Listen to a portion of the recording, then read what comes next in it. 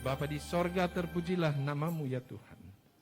Kami sangat bersyukur Tuhan berikan waktu terbaik bagi kami untuk memuliakan namamu. Biarlah Roh Kudus akan tuntun kami, sehingga pelajaran malam hari ini akan menjadi berkat bagi kami. Ampuni dosa kami Bapa, kami sambut berkat-Mu, kami berdoa di dalam nama Yesus Kristus. Amin.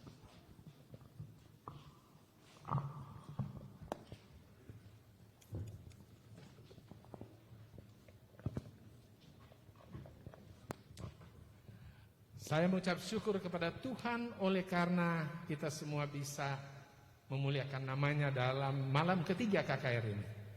Dan saya senang sekali melihat wajah-wajah yang luar biasa. Ada yang berbahagia malam ini? Tolong lambaikan tangan. Mazmur 112 ayat 1. Mazmur 112 ayat 1. Apa disebut di sana? Haleluya.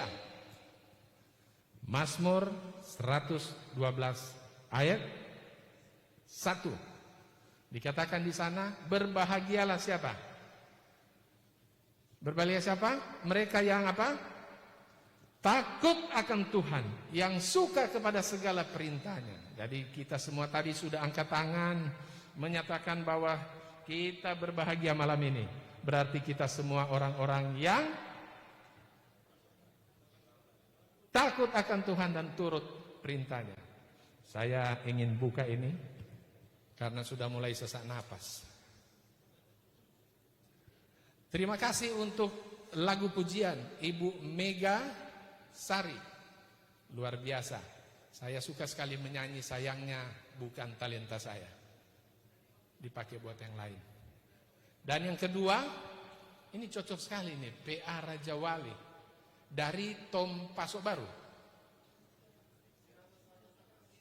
Oke. Saya punya istri masa kecilnya di daerah Tom Pasok Baru. Jadi kalau ada yang tahu Pendeta Rompas dulu pernah melayani di sana. Sekitar tahun baru belum lama ini, kira-kira tahun 72. Dan saya yakin belum lahir yang menyanyi tadi. Tetapi lagunya luar biasa.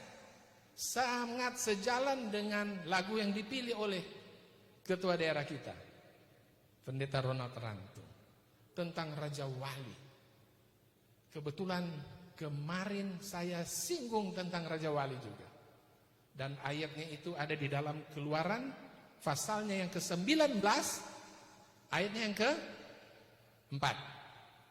Keluaran 19 ayat 4. Ini cocok sesuai dengan lagu tadi. Di sini Tuhan katakan, kamu sendiri telah melihat apa yang dilihat, bagaimana yang Yesus lakukan pada saat apa? Pada mereka saat di Mesir.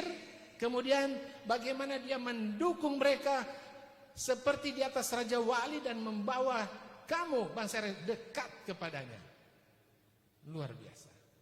Dan juga ayat yang kedua kemarin yang saya kutip dari buku Yesaya, pasalnya yang ke-40, ayatnya yang ke-31. Ini yang banyak sekali sering dipakai ayat ini. Apa bunyinya? Orang yang menanti-nantikan Tuhan mendapat kekuatan baru. Dan di sana disebutkan mereka seperti Raja Wali yang apa? Terbang tinggi. Luar biasa. Tidak lelah, tidak pernah capek. Terima kasih lagunya. Menguatkan kami semua. Lebih banyak lagi kalau ada waktu main ke Balikpapan. Terbang tinggi melayani di sana. Nanti yang pimpin Pendeta Tandidio. Karena beliau orang Tom Pasok Baru. Untuk kemuliaan bagi nama Tuhan. Baik, saudaraku yang kekasih dalam Tuhan, saya ingin untuk kita mengulang kembali secara cepat apa yang telah kita pelajari malam yang pertama dan malam yang kedua. Tapi saya agak menyesal sebenarnya malam ini. Karena besok saya minta izin Pak Ketua. Besok saya ada urusan. Jadi nanti yang akan lebih dahsyat berkhotbah besok adalah ketua daerah kita. Dan bila Tuhan berkenan, hari Jumat saya akan kembali untuk meneruskan perjuangan burung Raja Wali. Berkat buat kita semua. Oke, malam pertama kita sudah bahas tentang siapa? bahwa Tuhan, aku ingin dekat dengan Engkau karena Engkau juru selamat. Tidak ada yang lain. Yesaya 43 ayat yang ke-11. Di sana disebutkan, akulah Tuhan dan tidak ada juru selamat selain daripadaku. Kata siapa? Kata Tuhan. Kemudian apa lagi? Yohanes 14 ayat 6. Apa itu bunyinya? Akulah jalan, kebenaran dan hidup. Tidak ada seorang pun datang kepada Bapa tanpa melalui aku, juru selamat, kata Yesus. Kemudian di Kisah 4 ayat 12, di sana disebutkan bahwa di bawah kolong langit ini tidak ada satu nama yang kepadanya diberi kuasa untuk apa? Diselamatkan. Luar biasa. Dan ayat terakhir yang saya kutip waktu itu adalah di dalam Lukas pasal 2 ayat yang ke-11. Telah lahir bagimu juru selamat, Tuhan di kota Daud. Saya senang karena saya pribadi punya juru selamat dan saya percaya saudara juga demikian. Ada amin? Amin. Saudara menentukan panjang pendek khotbah saya. Tadi itu Pak Kasenda kuat apa pelan? Cukup, berarti tidak terlalu lama khotbah kita malam ini. Ada amin saudara? Agak lama ini. Jadi kita sudah belajar apapun keadaan kita, kita punya juru selamat. Yang sakit disembuhkan, Mazmur 103 ayat 3. Yang berduka dia akan hiburkan, Matius 5 ayat 4. Luar biasa. Yang lemah dikuatkan, yang undur dia tarik kembali. Kemudian tadi malam kita belajar bagaimana supaya kita dekat dengan Tuhan. Maka kita harus apa? Kuduskanlah mereka dalam kebenaran, firman-Mu adalah kebenaran. Yohanes 17 ayat 17. Jadi kita harus di dalam kebenaran itu, yaitu kita harus lebih rajin baca apa? Firman Tuhan. Kenapa? Karena ternyata firman Tuhan menurut Roma 15 ayat 4 bahwa semua yang ada di dalam kitab ini menjadi pelajaran buat saudara dan saya. Sehingga kita tahu, oh kita sedang hidup di akhir zaman.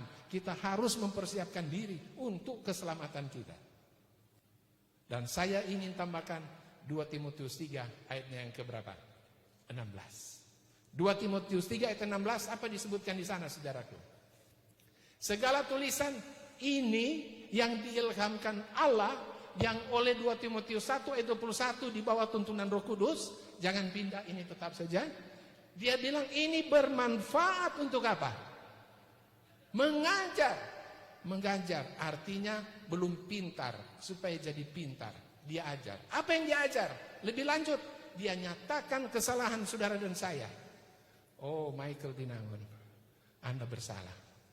Lihat firman. Sehingga saya di bawah tuntunan Roh Kudus diubahkan.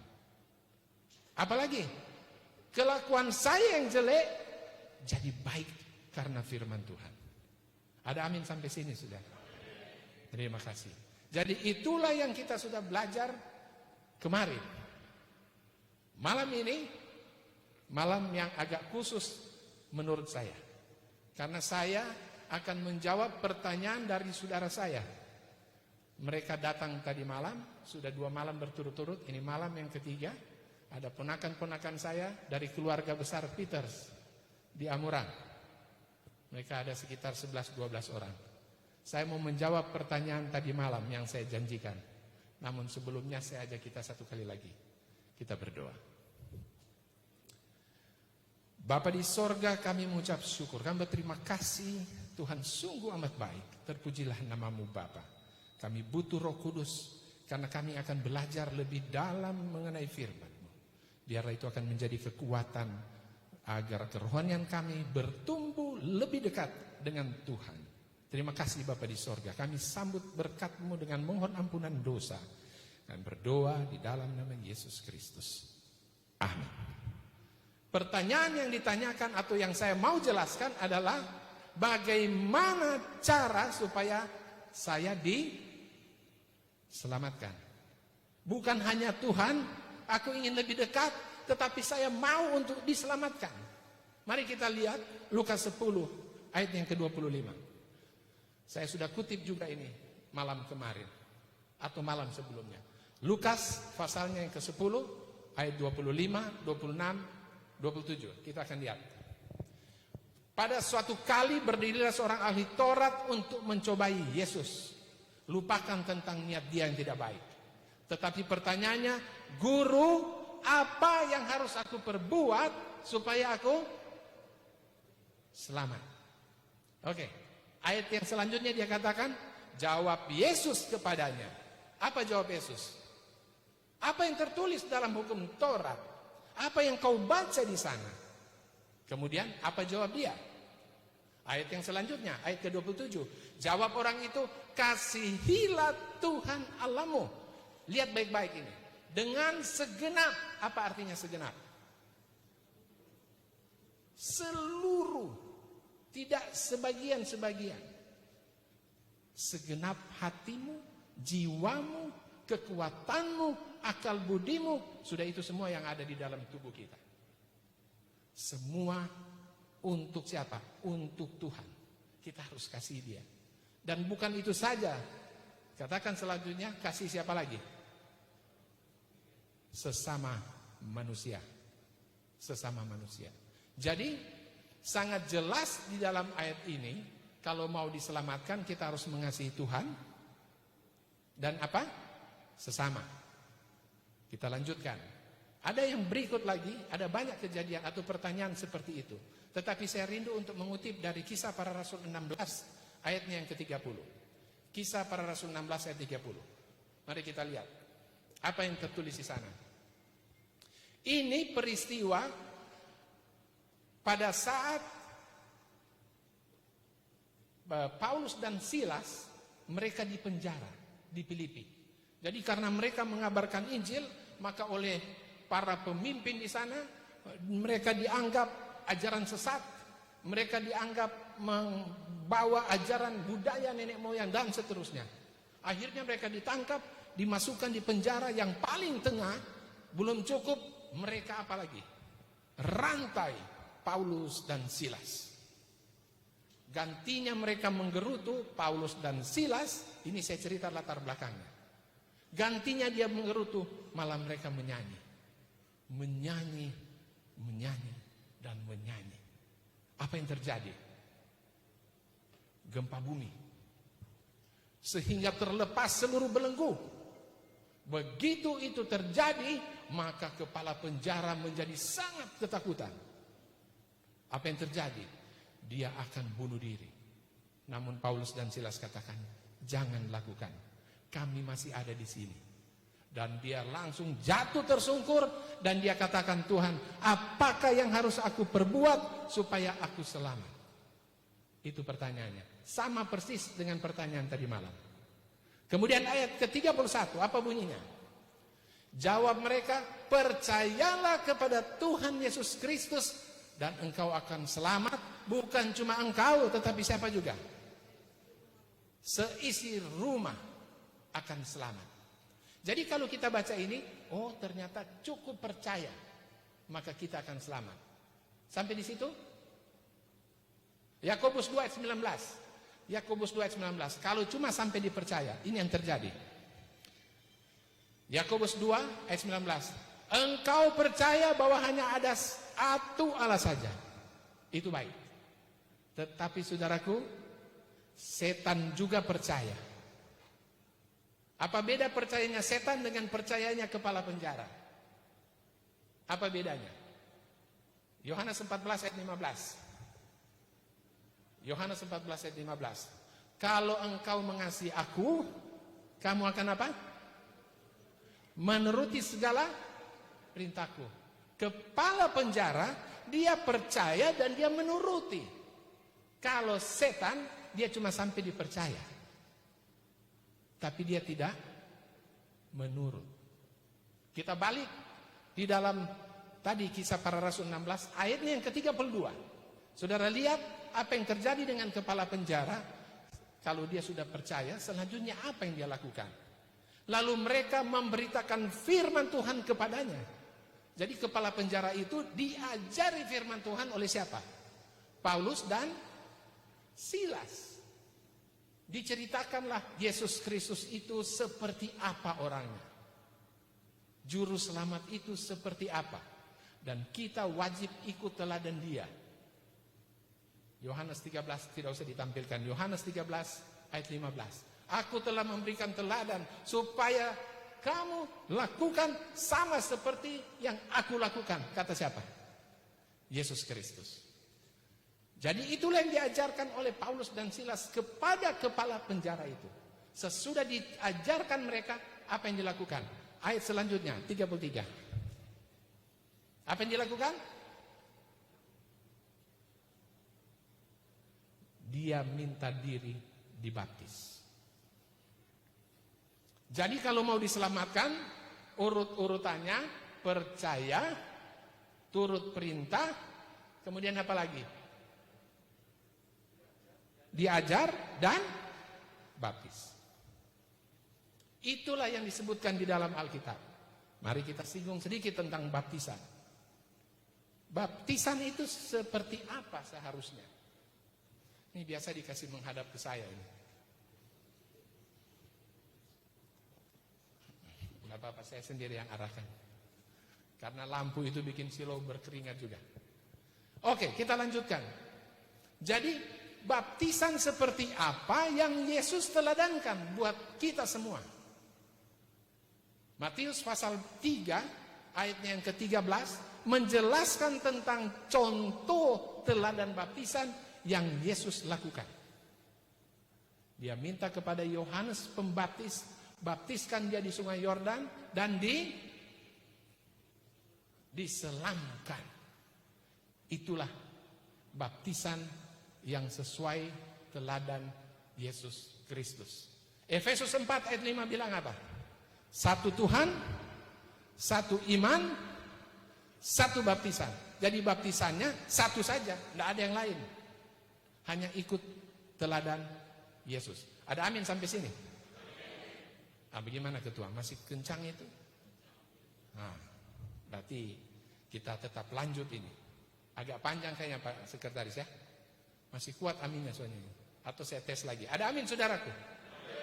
Ah, mantap. Lama baru selesai. Tapi jangan khawatir. Karena memang di sini disebutkan dari jam 7 sampai selesai. Jadi tidak dibatasi jamnya. Oke, kita lanjut. Jadi baptisan itu harus ikut teladan siapa? Yesus Kristus. Ada timbul pertanyaan. Bagaimana dengan saya sudah pernah dibaptis? Apakah saya perlu dibaptis lagi? Saya mau bertanya. Apakah baptisan pertama dulu sudah mengikuti teladan Yesus? Kalau belum, harus dibaptis lagi. Apa saja teladan Yesus? Kita akan dalami.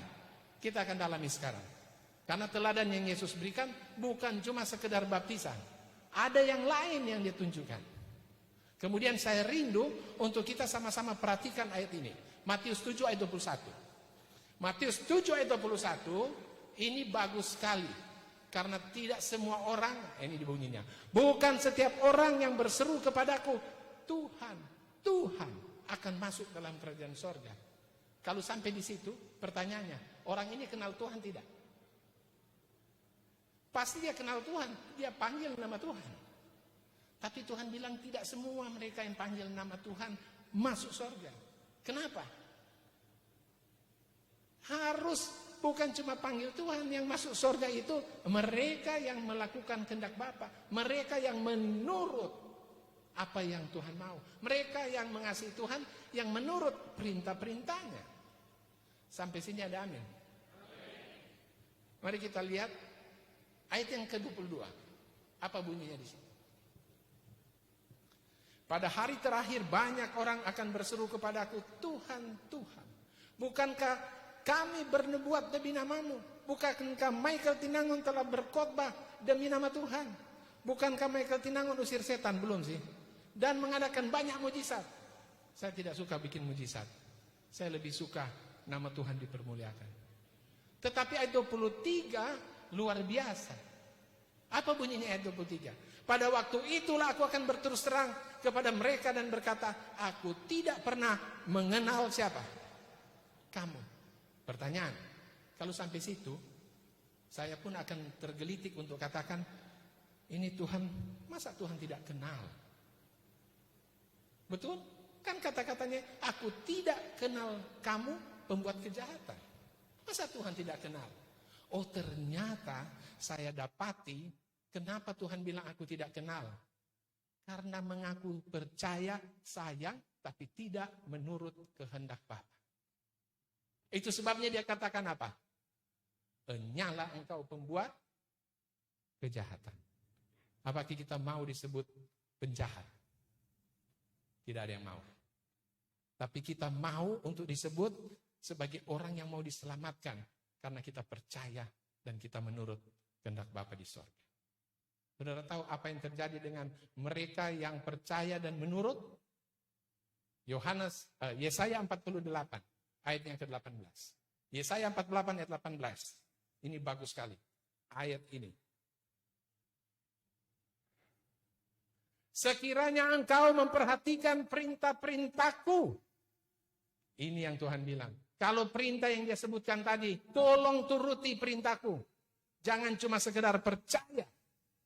Apa disebutkan di sana? Maka damai sejahteramu akan seperti sungai yang tidak pernah kering.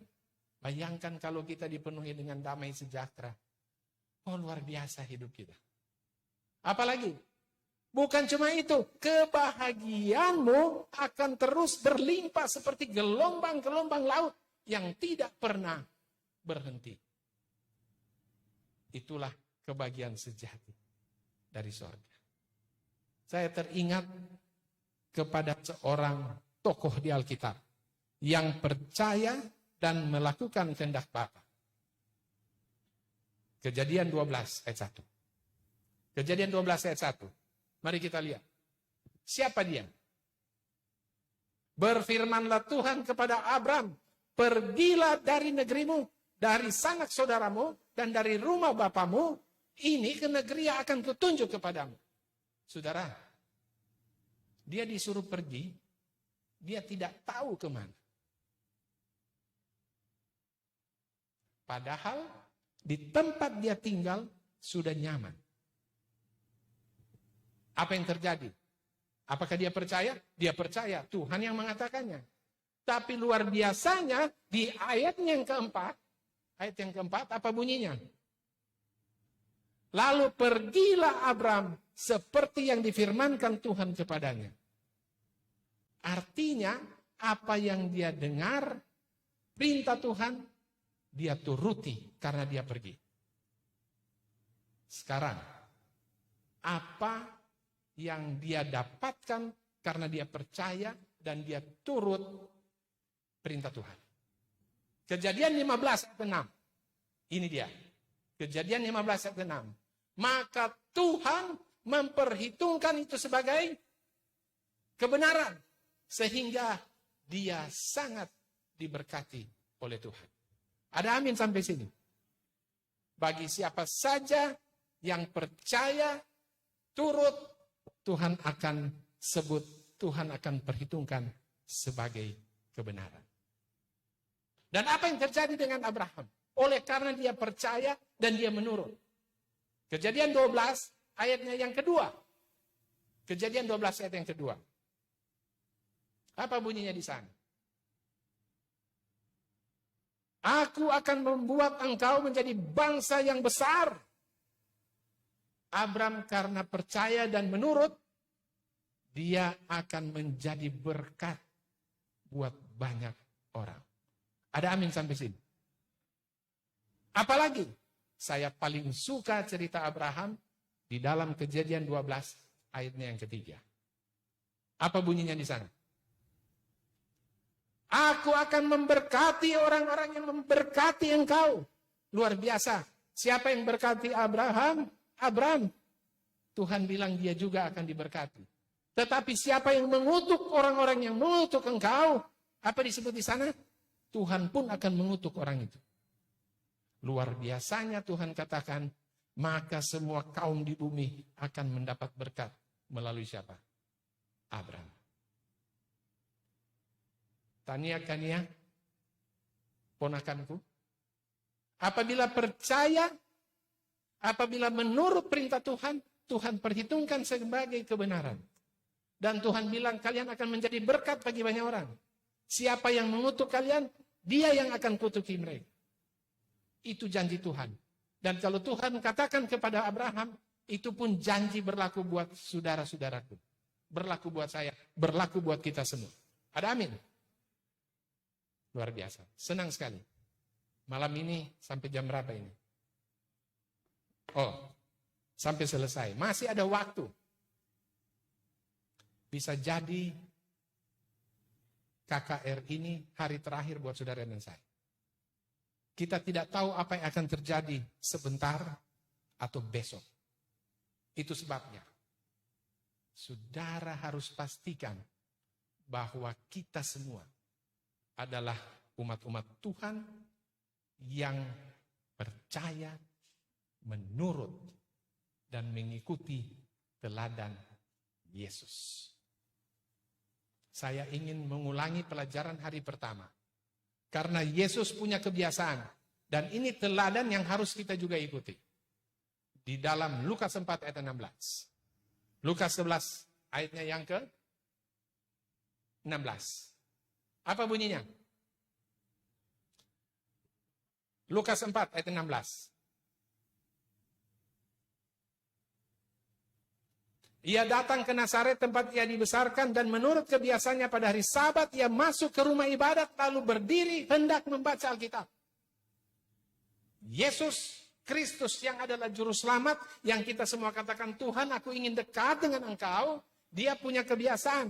Kebiasaannya itu adalah dia beribadah pada hari Sabat. Pernah dengar bahwa ibadah menentukan keselamatan? Pernah dengar itu? 1 Timotius 4 ayat 8. Apa bunyinya di sana?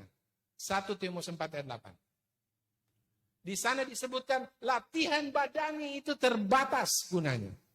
Tetapi ibadah itu berguna dalam segala hal. Dan bukan hanya saat ini. Karena mengandung janji untuk hidup yang akan datang juga. Itu sebabnya kita harus beribadah sesuai dengan apa? Sesuai dengan apa yang Yesus Kristus lakukan. Kalau dia berhari Sabat, kita pun harus berhari Sabat. Ada amin sampai sini. Dan saya pernah kutip di hari pertama, bahwa hari Sabat itu bukan tiba-tiba muncul di zaman Yesus. Ada yang suka berhari Sabat kayaknya. Oke, tetapi mulai dari proses penciptaan. Di dalam Kejadian 2 ayat 1 sampai 3. Kejadian 2 ayat 1 sampai 3, kita akan dapati bahwa ternyata demikianlah diselesaikan langit dan bumi dan segala isinya. Ayat yang kedua, ketika Allah pada hari yang ketujuh, hari ketujuh, telah menyelesaikan pekerjaan yang dibuatnya, ia berhenti dari apa? Pekerjaan itu. Dia lakukan apa setelah dia berhenti? Ayat yang ketiga, lalu Allah memberkati hari ketujuh itu. Dan dia menguduskannya. Pertanyaan, ada apa dengan hari yang ketujuh itu? Apa hubungannya dengan hari Sabat? Kita lihat dalam Keluaran 20 ayat yang ke-10. Keluaran 20 ayat yang 10, ini dia. Hari yang ketujuh yang dimaksudkan di Kejadian 2 tadi, ayatnya yang ketiga, ini dia. Tetapi hari yang ketujuh adalah apa? Hari Sabat Tuhan. Dari kejadian penciptaan, sudah ada hari ketujuh, hari Sabat. Dan itu teladan yang Yesus mau, Yesus berikan buat siapa? Buat saudara dan saya. Untuk kita pun melakukan. Sekarang timbul pertanyaan. Michael, jumlah yang mengikuti teladan yang Yesus berikan tadi, berapa banyak? Misalnya contoh Advent. Advent berapa banyak jumlahnya? Oh, sekitar 20-an juta. Terus bagaimana? Bukankah ini dunia begitu banyak orang? Saudaraku, kalau kita lihat referensi Alkitab, peristiwa Nuh. Tuhan tidak peduli karena kejahatan manusia yang luar biasa, dia binasakan yang selamat hanya berapa orang? 8 orang. Tapi saya mau katakan demikian. Yesaya 2 ayat 2. Yesaya 2 ayat 2. Apa bunyinya di sana? Ini baru saudara mau lihat. Bahwa ternyata jumlahnya banyak sekali. Yesaya 2, akan terjadi pada hari-hari yang terakhir. Gunung tempat rumah Tuhan akan berdiri tegak di hulu gunung dan menjulang tinggi di atas bukit-bukit. Segala bangsa akan berduyun-duyun datang ke sana. Pada akhir zaman nanti, ada banyak sekali orang yang akan mengikuti teladan Yesus dan siap untuk diselamatkan. Jumlahnya berduyun-duyun segala bangsa. Luar biasa. Lukas 13 ayat 29 menguatkan apa yang disebutkan ini. Lukas 13 ayat 29. Kita lihat di sana. Dan orang akan datang dari timur, barat, utara, selatan. Dan mereka akan duduk makan di dalam kerajaan Allah. Jumlahnya banyak.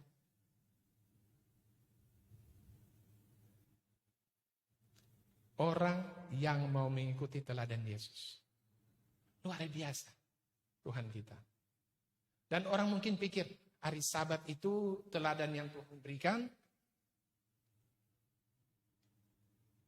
Apakah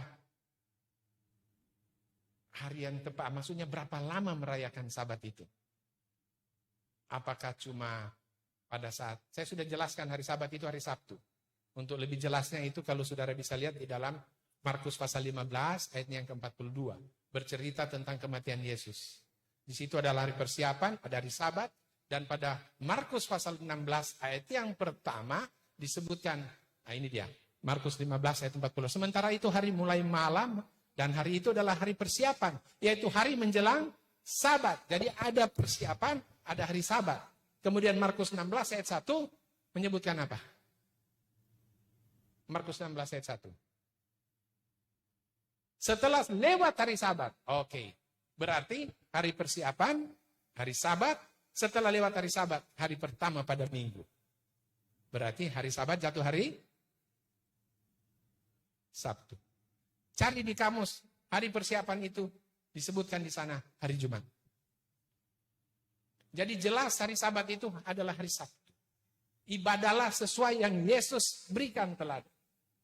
Ada amin sampai sini. Berapa lama kita merayakan ibadah Sabat? Imamat pasal 23 ayat 32. Di sana disebutkan berapa lama kita merayakan Sabat itu. Apa bunyinya? Bagian bawah. Dari matahari terbenam sampai matahari terbenam harus kamu merayakan Sabat.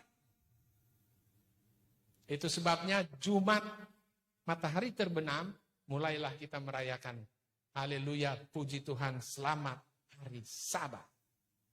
Dan lewat satu hari masuk matahari terbenam, kita juga akan katakan selamat minggu bekerja karena hari Sabat telah berlalu. Sampai ketemu kepada Sabat yang akan datang.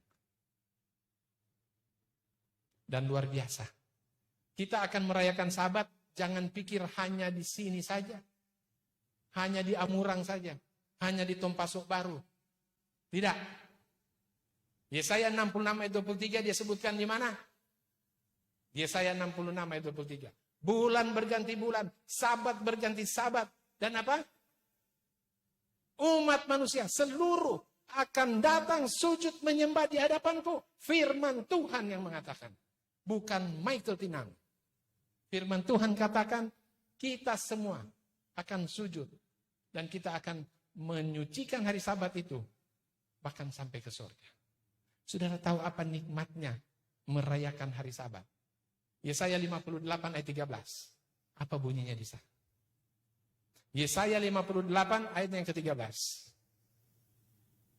Apabila engkau tidak menginjak-injak hukum Sabat, tidak melakukan urusanmu pada hari kudusku. Apabila engkau menyebutkan hari Sabat, hari kenikmatan. Dan hari kudus Tuhan, hari yang mulia. Apabila engkau menghormatinya dengan tidak menjalankan acaramu. Dan tidak mengurus urusanmu. Atau berkata omong kosong. Ayat 14 bilang apa? Maka engkau akan bersenang-senang karena Tuhan. Akan mengendarai kereta kemenangan. Akan makan milik pusaka Yakub. Apa itu? Kerajaan surga. Ada amin sampai sini. Terima kasih. Saya sudah menjawab pertanyaan. Tinggal saya tunggu penurutan kepada Tuhan. Kita akan belajar lebih dalam nanti. Sekarang bagian terakhir, sebelum saya menutup, saya ingin katakan demikian.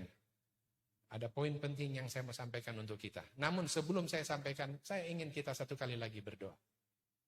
Bapa di sorga, kami menaikkan rasa syukur kami. Berterima kasih karena teladan yang Tuhan berikan, kami harus lakukan supaya kami diselamatkan. Roh Kudus biarlah yang berkerajaan dalam hati dan pikiran kami, agar kami dipersiapkan bagi Tuhan. Ampuni dosa kami Bapa, kami sambut berkat-Mu, kami berdoa di dalam nama Yesus Kristus. Amin. Saudaraku, beberapa ayat terakhir ini merupakan 4 tepatnya, merupakan kekuatan buat saudara dan saya. Dalam menghadapi hari kita ke depan, Tuhan, aku ingin dekat dengan Engkau. Ini dia rahasia 4 ayat ini. Efesus pasal 6 ayat yang ke-15. Efesus 6 ayat 15. Kalau saudara ingin ke sorga, saudara harus berkasutkan kerelaan untuk berita Injil damai sejahtera. Saya mau sampaikan begini, maksud ayat ini, kalau mau ke sorga, jangan sendiri. Ajak juga orang lain. Kecuali ada rencana ke neraka, silakan sendiri. Ayat ini maksudnya itu. Harus jangan egois. Mau masuk surga sendiri. Tidak boleh. Harus kasih tahu orang lain. Itu sebabnya saya sekarang lagi menceritakan, ayo kita semua ke surga. Tapi kalau ada yang tidak mau, silakan pergi sendiri ke neraka. Jadi yang pertama, kewajiban kita semua menceritakan tentang siapa? Yesus Kristus, tentang kerajaan sorga kepada banyak orang. Yang kedua, apa yang harus kita lakukan? Ayat yang ke-16. Dalam segala keadaan pergunakanlah perisai iman, sebab dengan perisai itu kamu akan dapat memadamkan semua panah api si jahat. Iman. Kalau bicara tentang iman, ini yang banyak kita hanya bisa berkata-kata, tetapi kita kurang memahaminya. Apa itu maksudnya? Ibrani 11 ayat 1, tidak usah pindah. Bahwa iman itu sesuatu yang kita sangat harapkan, tapi kita tidak lihat. Tapi kita percaya dan kita yakin. Itu iman. Dan kita harus memiliki itu. Hanya di dalam nama Yesus kita akan dibentengi. Dan si panah jahat dari iblis setan tidak akan sanggup untuk menembusi kita. Oleh karena kasih karena Yesus Kristus. Ada amin sampai sini. Ini dia senjata ketiga yang harus kita miliki. Ayat yang ke-17. Dan terimalah ketopong keselamatan dan pedang roh. Yaitu firman Allah. Kita sudah belajar tadi malam. Gunakan firman itu. Kalau Yesus sendiri dicobai, tidak usah dipindahkan. Matius pasal 4 katakan, dia 3 kali dicobai dan 3 kali dia katakan, seperti ada tertulis, firman Tuhan. Firman inilah menjadi kekuatan kita. Bentengi kita. Jangan biarkan Alkitab ini berdebu di lemari. Baca. Dan seperti Raja Daud, Mazmur 1 ayat 2, yang merenungkan firman ini siang dan malam. Tugas kita. Supaya dibentengi, melawan kuasa kegelapan. Ini dia. Mencintai firman ini. Dan yang terakhir. Di dalam Efesus 6 ayat ke-18. Kita harus lebih banyak berdoa. Kalau saudara perhatikan, saya setiap malam akan berdoa 4 kali. Kenapa? Karena firman ini katakan, kita harus berdoa. Berdoa seperti apa yang Tuhan inginkan? Yang harus kita lakukan? Berdoalah dalam hati. Tuhan, Roh Kudus-Mu biarlah hadir. Berkerajaan dalam hati. Supaya semua panah jahat setan tidak sanggup menembusi. Supaya saya menjadi percaya, saya menjadi menurut perintah Tuhan. Saya mau dibaptis. Saya ikut teladan Yesus Kristus. Berhari satu. Minta selalu dalam hati. Saya biasanya Sudah jam berapa ini? Oke, saya ajak Singer ke depan. Saya biasanya menggunakan contoh berdoa dari Nehemia. Sudah tahu Nehemia? Dia posisinya sudah nyaman di Puri Susan sebagai juru minum raja, jabatan menteri. Sudah enak hidupnya. Tetapi begitu dengar bahwa di kampung halamannya di Yerusalem sana, oh sudah berantakan, tidak ada lagi dinding, tidak ada tempat ibadah. Hanani katakan sulit kehidupan di sana. Gantinya dia bilang, nggak usah saya pikirkan, itu bukan saya. Saya sudah nyaman. Tetapi dia menangis, dia berdoa, dia berpuasa. Di dalam Nehemia pasal 2 di sana diceritakan bahwa raja melihat mukanya yang muram. Nehemia, belum pernah saya lihat engkau semuram ini. Kemudian raja katakan, apa yang harus aku perbuat supaya engkau gembira? Ayat itu menyebutkan, dan Nehemia berdoa. Waktu raja tanya, dia bilang Nehemia berdoa. Saudara pikir kira-kira apa yang dia doakan? Tidak mungkin dia katakan, raja tunggu dulu, saya mau pulang dulu, mau pergi berdoa. Tidak, dia langsung jawab. Hanya sekian waktu singkat. Saya percaya yang dia doakan, dia minta Roh Kudus. Itu sebabnya saudaraku, berbanyak doa kita. Doa minta kecurahan Roh Kudus. Supaya Roh Kudus tuntun. Roh Kudus tuntun kita. Supaya kita akan selalu katakan, Tuhan aku ingin dekat dengan Engkau. Tuhan aku mau percaya kepada Engkau. Tuhan aku mau menurut Engkau. Tuhan aku mau ikut teladan yang Kau berikan. Ada amin sampai di sini. Amin. Puji Tuhan. Kita akan menyanyi lagu tema kita. Hanya kepadanya ku kan berlari di saat ku bimbang dalam hidupku. Saudara yang kekasih dalam Tuhan, yang aku percaya apa arti kehidupan kita dalam kalau kita tidak hadiratnya diselamatkan oleh Tuhan? ada Itu sebabnya malam ini saya ingin panggil saudara di dalam nama Yesus Kristus. Mari kita berkomitmen.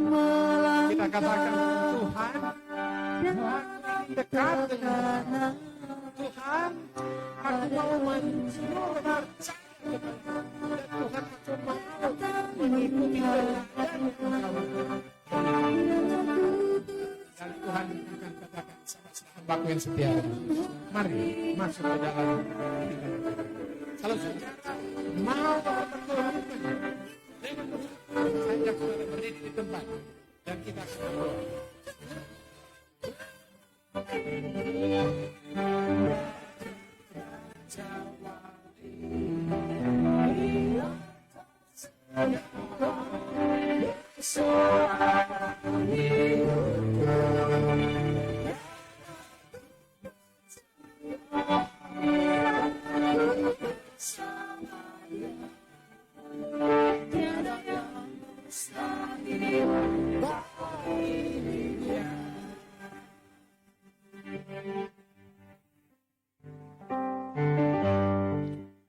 walau ku melangkah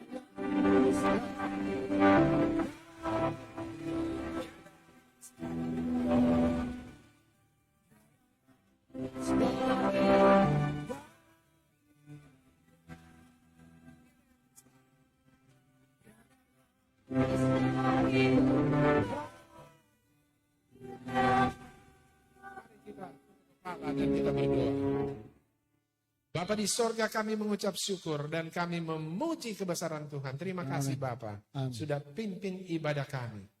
Dan kami merasa sangat diberkati Amin. Roh Kudus yang menuntun kami. Dan biarlah Tuhan akan gerakan hati kami semua. Dan kami akan katakan, Tuhan, kami ingin dekat dengan Engkau. Amin. Kami percaya kepada Engkau, ya Yesus Kristus Juru Selamat. Kami akan menuruti perintah-perintah-Mu. Kami akan mengikuti teladan-Mu. Terima kasih Bapa di sorga. Karena Tuhan yang memberikan kami kekuatan. Ampuni dosa pelanggaran kami Bapa. Kami sambut berkat-Mu. Kami berdoa di dalam nama Yesus Kristus. Amin. Amin. Amin.